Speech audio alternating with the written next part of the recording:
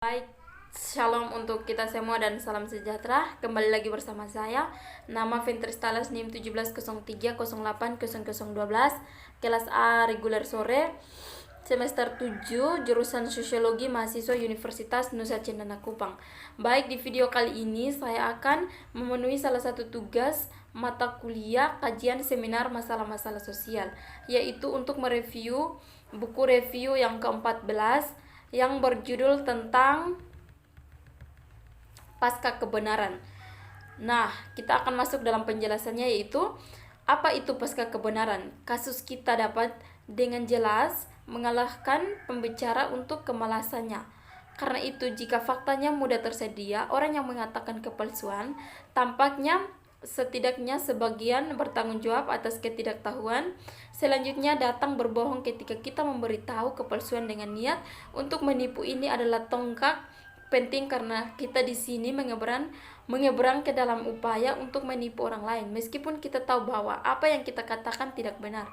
Menurut definisi, setiap kebohongan memiliki audiensi. Kami mungkin tidak merasa bertanggung jawab untuk mengucapkan kepalsuan jika tidak ada yang mendengarkan atau jika kami yakin bahwa tidak ada yang akan mempercayainya. Tetapi ketika niat kami adalah untuk memanipulasi seseorang untuk percaya sesuatu yang kami tahu tidak benar, kami telah lulus dari interpretasi belaka dari apakah itu tentang pasca kebenaran. Ada sains penolakan sebagai peta jalan untuk memahami pasca kebenaran. Pasca kebenaran diramalkan oleh apa yang terjadi pada SCI selama beberapa dekade terakhir setelah dihormati untuk otoritas metodenya. Hasil ilmiah sekarang secara terbuka ditanyai oleh Le Guin, tidak ada yang kebetulan disetujui dengan mereka. Penting untuk menunjukkan bahwa hasil ilmiah secara rutin diteliti oleh para ilmuwan sendiri, tetapi bukan itu yang kita bicarakan di sini. Ketika orang ilmuwan mengajukan teori harapan, diharapkan akan dimasukkan melalui langkah-langkah review sebaya pada godaan, pada replikasi, pada urutan tertinggi pemeriksaan fakta empiris yang dapat dilakukan oleh rekan-rekan ilmiah. Seseorang aturan untuk ini cukup transparan karena mereka dalam pelayanan ini ilmiah yang menerapkan merupakan bukti empiris dalam mengevaluasi nilai teori ilmiah. Tetapi kesalahan dapat terjadi bahkan dengan perlindungan paling teliti di tempat prosesnya bisa sangat brutal. Tetapi perlu memastikan bahwa sejauh mungkin hanya pekerjaan yang baik yang berhasil. Dengan demikian, kegagalan untuk mengungkapkan sumber-sumber bias kepentingan konflik kepentingan sumber pendanaan seseorang diambil terutama dengan serius, mengingat tingkat pengawasan ilmiah yang tinggi. Mengapa Tisnotchen merasa perlu untuk mempertanyakan hasil sains? Apakah mereka benar-benar berpikir bahwa para ilmuwan longgar dalam kebanyakan kasus? Tidak. Namun ini adalah jenis klaim yang secara rutin menyebar oleh mereka yang menemukan keyakinan ideologis. Mereka bertentangan dengan kesimpulan sains. Dalam beberapa kasus, orang awam merasa ada dalam minat mereka untuk mempertanyakan kedua motif dan kompetensi para ilmuwan, dan disinilah penolakan sains lahir. Salah satu klaim yang paling umum dibuat oleh mereka yang tidak suka beberapa hasil ilmiah tertentu adalah bahwa SCI memasuki siapa yang menemukan itu bias. Pada tingkat tertentu, orang mungkin berharap bahwa pengakuan semacam ini terhadap efek berbahaya bahwa kepercayaan non-pemalsuan agama politik dapat memiliki investigasi empiris akan menjadi tanda penghormatan terhadap standar ilmiah yang tinggi. Sayangnya, ini bukan kostumar ili. Kasusnya bukan sangat umum bagi mereka yang menimbulkan temuan ilmiah tertentu untuk cukup nyaman menerapkan teks lakmus ideologi mereka sendiri ke area permintaan, meskipun mereka dapat mengangkal bahwa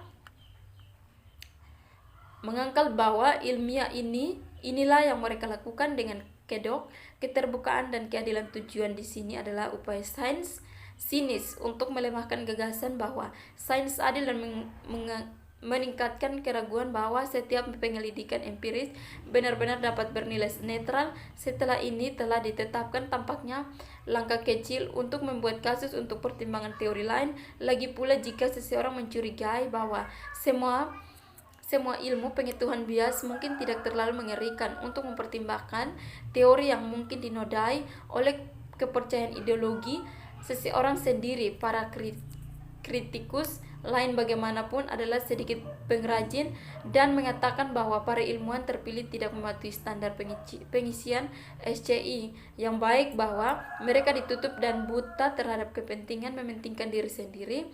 Beberapa dari ini didasarkan pada kesalahpahaman langsung atau eksploitasi sinis tentang bagaimana sains bekerja, berdasarkan gagasan yang salah bahwa jika para ilmuwan hanya akan mengumpulkan cukup bukti, mereka dapat membuktikan teori. Tetapi ini bukan bagaimana ilmu pengetahuan. Tidak peduli seberapa baik buktinya, teori ilmiah tidak akan pernah terbukti benar.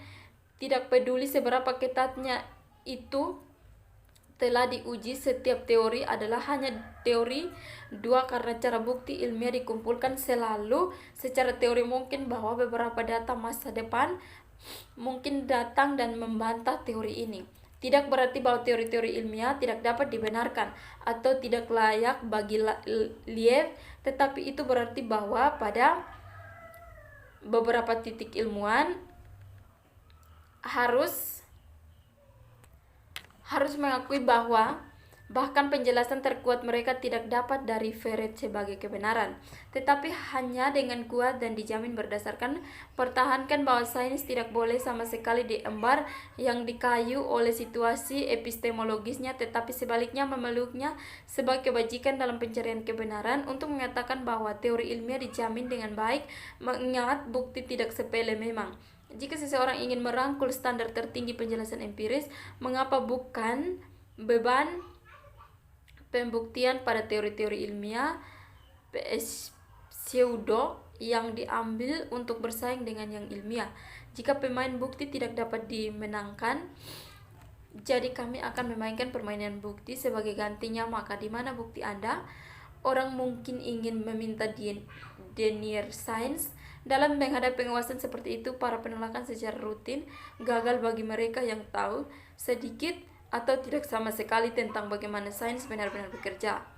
Itu harus tampak kelemahan mantan extraordinary dalam sains dan peluang besar untuk teori alternatif bahwa mereka tidak dapat membuktikan evolusi. Tentu saja, secara teknis seseorang tidak dapat membuktikan bahwa dunia bulat, baik yang kita pikirkan. Beberapa karya ini berhubungan langsung dengan bagaimana kita bereaksi dalam menghadapi kebenaran yang tidak terduga atau tidak nyaman. Konsep sentral dari psikologi manusia adalah kita berusaha untuk menghindari ketidaknyamanan psikis. Ini tidak menyenangkan hal untuk berpikir buruk tentang diri sendiri. Beberapa psikolog menelpon ini pertahanan ego menurut teori Freudian. Tetapi apakah melaporkan tugas untuk jauh lebih menyenangkan daripada mereka yang telah dibayar $20? Mengapa? Karena ego mereka dipertaruhkan. Orang seperti yang akan melakukan tugas yang tidak berguna dan tidak berguna untuk hanya $1, kecuali itu sebenarnya menyenangkan. Untuk mengurangi disonansi, mereka mengubah keyakinan mereka bahwa tugas itu membosankan, sedangkan mereka dibayar $20. Tidak berada di bawah ilusi. Mengapa mereka melakukannya? Dalam percobaan lain, Festering memiliki subjek yang menampung tanda-tanda protes untuk penyebab yang sebenarnya tidak mereka percaya. Kejutan, setelah melakukannya, subjek mulai merasa bahwa penyebabnya sebenarnya sedikit lebih layak daripada yang mereka miliki secara payah. Kegiatan kelompok yang disebut para pencari yang percaya bahwa pemimpin mereka, Dorothy Martin, dapat mengaling bijak mes dari alien luar angkasa yang datang untuk menyelamatkan mereka sebelum dunia berakhir pada 21 Desember 1954. Setelah menjual semua harta mereka disonansi kognitif pasti luar biasa. Bagaimana mereka menyelesaikannya? Dorothy Martin segera menyambut mereka dengan pesanan baru iman, dan doa mereka begitu kuat sehingga alien memutuskan untuk menelpon rencana mereka. Para pencari telah menyelamatkan dunia dari luar mudah untuk membuktikan ini sebagai live. Sekian dari video saya, terima kasih, sampai jumpa di video yang berikut.